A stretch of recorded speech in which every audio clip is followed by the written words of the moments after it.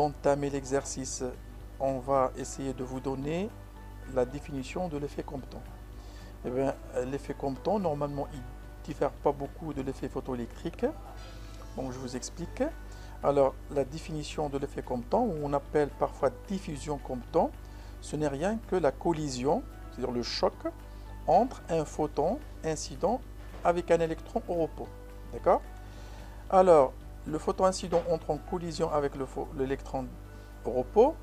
Le photon va communiquer une énergie à l'électron.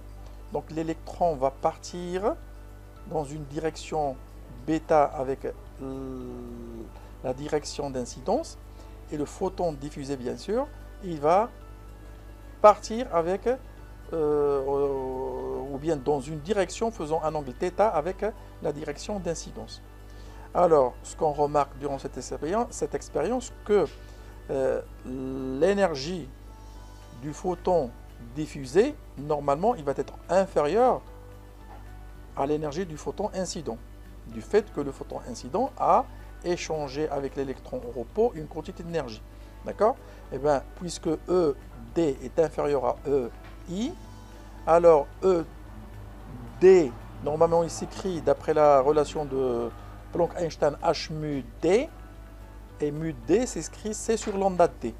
D'accord? Donc, si l'énergie du photon diffusé elle est inférieure à l'énergie du photon incident, alors la longueur d'onde lambda, d'accord, diffusée, va être supérieure à la longueur d'onde lambda des photons incidents. D'accord? Ceci, on le remarque lorsqu'on fait cette expérience. Alors, dans notre exercice, avant de passer à l'exercice, aussi je vous donne la différence entre l'effet Compton et l'effet photoélectrique. Alors, la différence, c'est que pour l'expérience de l'effet photoélectrique, le photon, lorsqu'il entre en collision avec l'électron, alors l'électron, elle est liée. Par contre, dans l'effet Compton, l'électron, elle est libre. On dit quasi libre. Ben, quasi libre, parce que normalement, elle a une énergie au repos qui vaut mc carré. Le photon incident, il va être entièrement absorbé dans l'effet ou l'expérience de l'effet photoélectrique. Par contre, dans l'effet Compton, le photon, elle est partiellement absorbé. C'est-à-dire qu'après le choc, j'obtiens un photon avec une énergie qui est inférieure au photon par rapport au photon incident, l'énergie du photon incident. Donc voilà la différence entre l'effet Compton et l'effet photoélectrique. D'accord? L'électron lié dans le cas de l'effet photoélectrique, électron libre dans le cas de l'effet Compton, photon totalement absorbé dans le cas de l'effet photoélectrique, photon partiellement absorbé dans le cas de l'effet Compton. Donc voilà, alors on passe à notre petit exercice. Alors qu'est-ce qu'on vous demande? Alors première question, en utilisant la relation de Planck-Einstein et la conservation de l'énergie impulsion, montrez que la variation de la longueur d'onde lambda, c'est-à-dire lambda D moins lambda I, c'est-à-dire lambda du photon diffusé moins lambda du photon incident, est égale à une constante C qu'on va déterminer fois une fonction de θ. Avec θ, ce n'est que l'angle que fait la direction du photon diffusé avec la direction du photon incident. D'accord? Alors, pour cela, voilà, on vous demande d'utiliser la relation Planck-Einstein et conservation d'énergie impulsion. Alors, je trace ici un petit tableau où je vais marquer la relation Planck-Einstein que vous connaissez très bien. D'accord? C'est E égale H nu. Donc, E égale H nu. Et puisqu'ici, on vous demande de travailler avec des longueurs d'onde lambda, je remplace nu par C sur lambda. D'accord? Donc, E, l'énergie du photon incident ou diffusé, il vaut HC sur lambda. D'accord? Conservation de l'énergie. Alors, le système physique qu'on a, c'est un électron et un photon. Alors, l'énergie du système électron plus photon avant le choc est égale à l'énergie du photon et électron après le choc. C'est l'équation de conservation de l'énergie. Pareil pour la quantité de mouvement. La quantité de mouvement du système photon plus électron avant le choc est égale à la quantité de mouvement du photon plus quantité de mouvement d'électron après le choc. D'accord? Donc, on va réécrire ces équations en remplaçant chaque terme par sa valeur. Par exemple, l'énergie de photon, ça va être H nu qui est égal à HC sur lambda. D'accord? et ainsi de suite. Donc voilà, j'ai un autre tableau ici, là où je vais écrire mes équations, d'accord? C'est-à-dire rien que l'égalité entre les quantités d'énergie de mon système avant et après le choc. Donc pour l'énergie, on avait l'énergie du photon incident plus l'énergie de l'électron au repos. Je remplace l'énergie du photon incident par H mu I. Et l'énergie de l'électron au repos, il vaut, vous savez très bien, MEC carré. D'accord? MEC carré, ce n'est que l'énergie de l'électron au repos. Et mu I, c'est-à-dire la fréquence du photon incident, je peux la écrire en fonction de lambda incident. Donc pareil, après le choc, j'ai la même chose. E, l'énergie du photon diffusé, plus l'énergie de l'électron de recul. C'est-à-dire, je remplace H E par H mu D, d'accord? U égale H mu D, avec mu D égale C sur lambda D, et l'énergie de l'électron. Et bien, l'énergie de l'électron, vous savez très bien que E carré, l'énergie E carré de l'électron, ce n'est que P carré C carré plus ME carré C4. D'accord? Et E, je prends la racine. Et mu D, comme je viens de dire, c'est C sur lambda D, c'est-à-dire H mu D peut être remplacé par HC sur lambda D. Et bien, pour les quantité de mouvement, c'est les impulsions. J'ai pareil, la quantité de mouvement avant le choc est égale à la quantité de mouvement après le choc. Avant le choc, j'ai un photon incident et un électron repos. Et bien pour l'électron repos, sa quantité de mouvement est égale à 0, puisque sa vitesse elle est nulle. Et le photon incident, d'après la loi de Louis de Broglie, P égale 1, P égale H sur lambda I. P égale H sur lambda I. Et la quantité de mouvement de l'électron, il vaut 0. Donc voilà, PI, c'est-à-dire P du photon incident, plus 0 pour l'électron au repos, d'accord, égale à la même quantité après le choc. Alors, après le choc, on a P du photon plus P de l'électron, d'accord, mais maintenant, le photon étant diffusé, l'électron étant reculé, il se déplace, donc je remplace P du photon par P indice D et P de l'électron par PE, d'accord, avec P indice D, ce n'est que H sur lambda D, d'accord. Et le P de l'électron, il figure ici dans l'équation 1. D'accord? Alors, la question, c'est qu'il faut chercher la différence lambda D moins lambda I en fonction de θ. Alors, pour faire cela, on va faire un petit calcul mathématique. Alors, l'idée est la suivante. Je vais remplacer, ou bien écrire PE, d'accord, en fonction de PI moins PD, grâce à la deuxième équation. Et l'expression que j'obtiens d'après l'équation 2 de PE, je vais remplacer PE dans l'équation 1. D'accord? Donc l'idée elle est très simple. Donc voilà, de l'équation 2, je tire PE. Je sais que PI, d'accord, plus 0 égale P indice D plus PE. 2, je tire PE.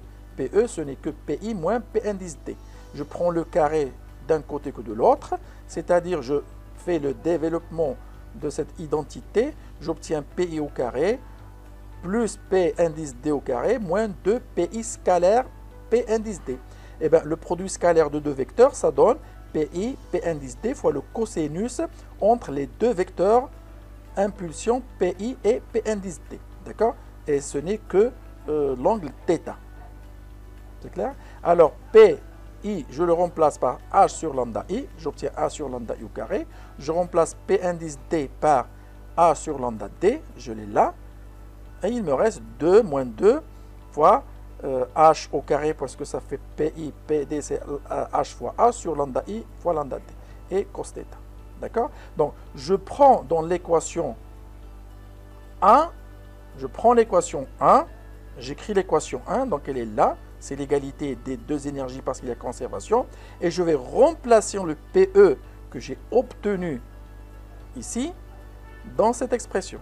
D'accord? Donc c'est très simple. Voilà, je garde la même équation, mais j'ai remplacé le PE. D'accord? Je l'ai écrit en rouge. Comme ça, vous pouvez bien voir le fait que j'ai remplacé le PE au carré ici sous la racine carrée. Et bien après, on va faire un petit calcul, on va se débrouiller. Je vais passer le, oui, je crois que je vais passer le AC sur lambda D de l'autre côté et prendre le carré pour enlever la racine. D'accord? Donc voilà, en effet, j'ai passé le moins HC sur lambda D de l'autre côté Et après, je vais prendre le carré du côté de l'autre.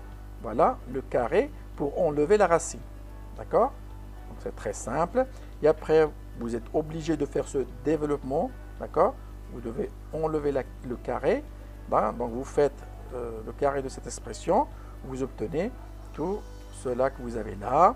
De l'autre côté, ça reste la même chose. J'ai juste enlevé la racine carrée.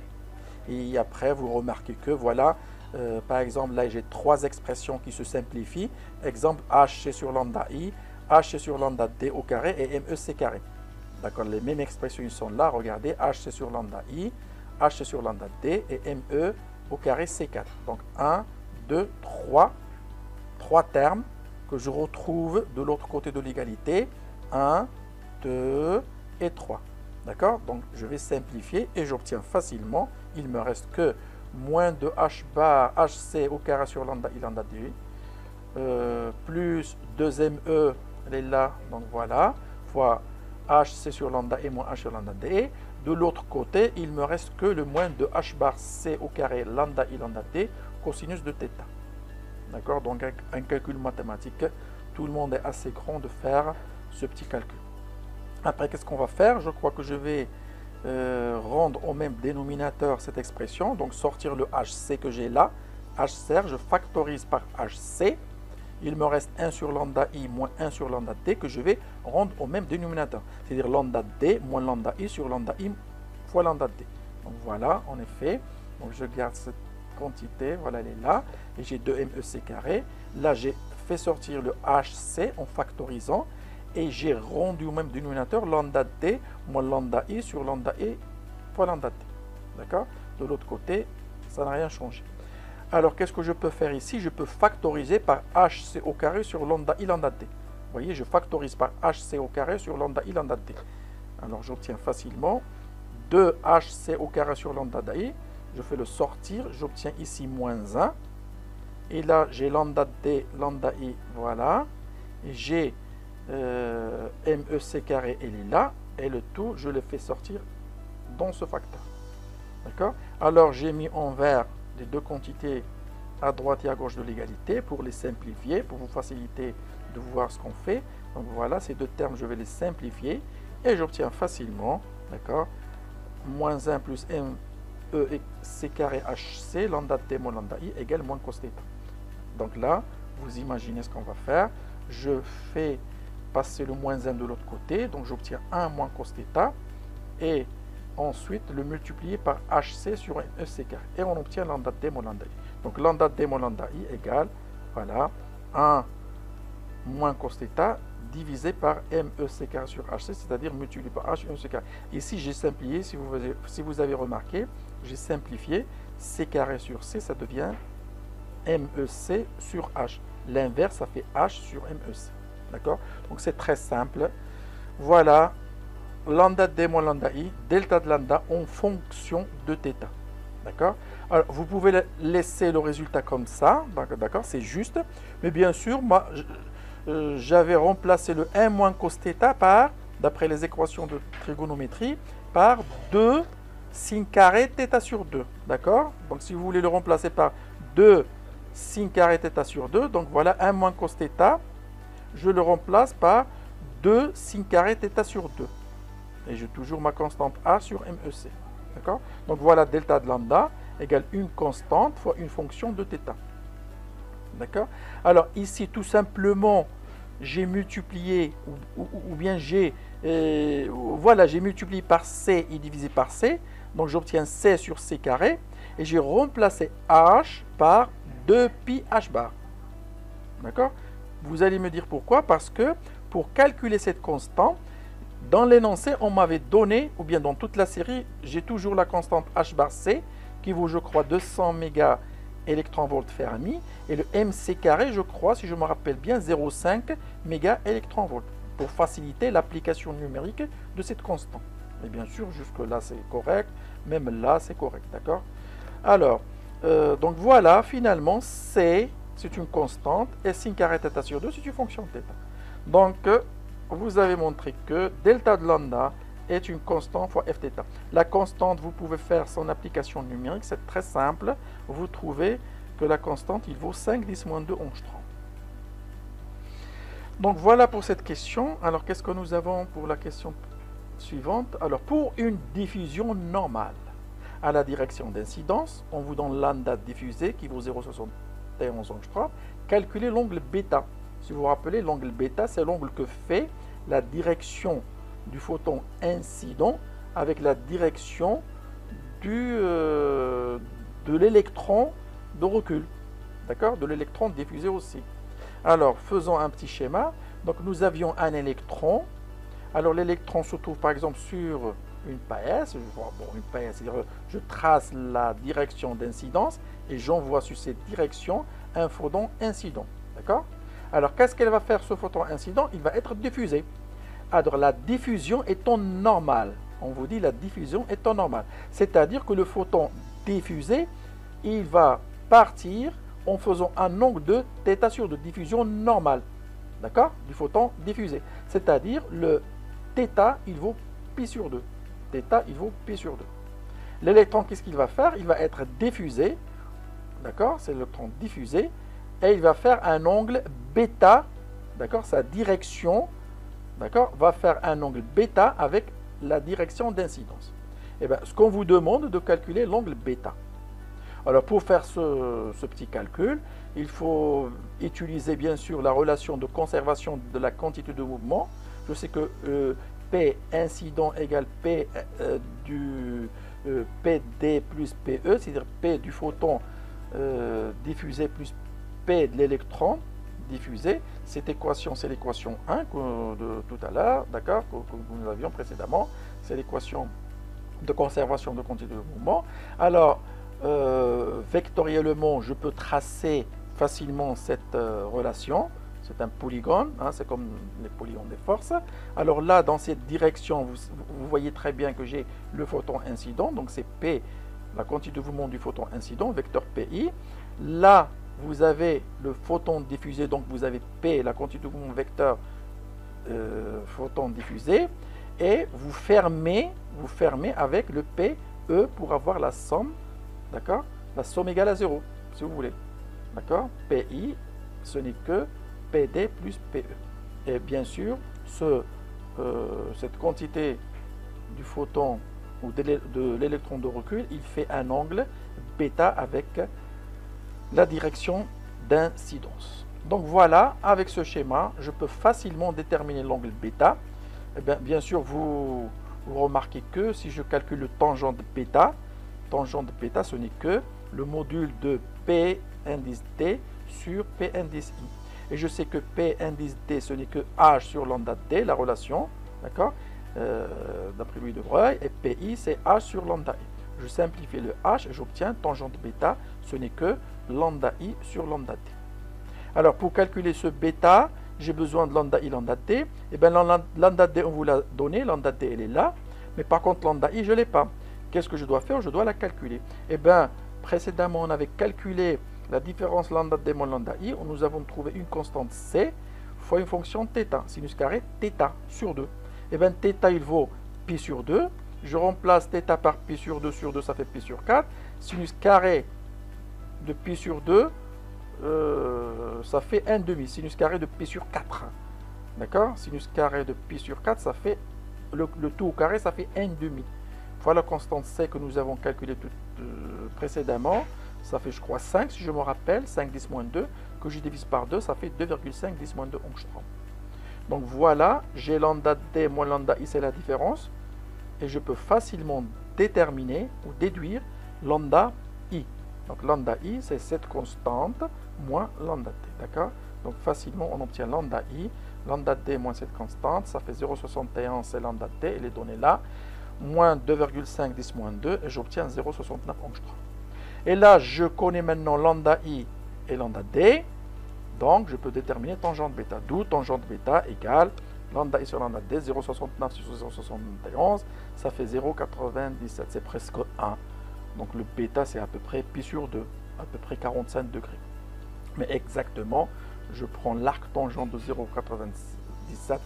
J'obtiens bêta égale 43 degrés. On passe à la dernière question, je crois. Donc voilà. je crois, voilà. Calculons l'énergie cinétique de l'électron de recul. Alors, je prends la conservation, la loi de la conservation de l'énergie. On a l'énergie du photon incident plus l'énergie de l'électron au repos égale l'énergie du photon diffusé plus l'énergie de l'électron déplacé. Donc je remplace chaque chose par sa valeur.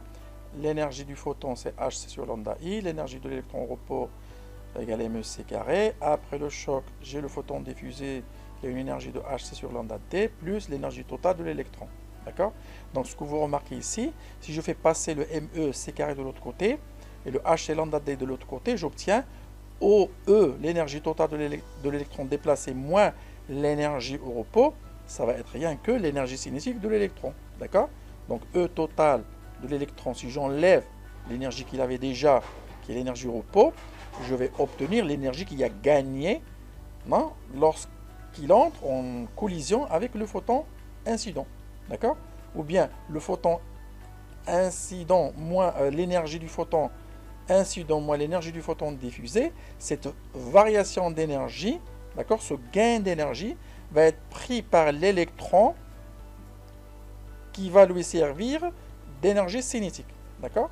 Donc voilà, l'énergie cinétique de l'électron, ce n'est que hc fois 1 sur lambda i moins 1 sur lambda t. Et je peux facilement déterminer cette énergie en faisant une application numérique. Donc E cinétique, c'est hc, voilà, j'ai factorisé, 1 sur lambda i moins 1 sur lambda t.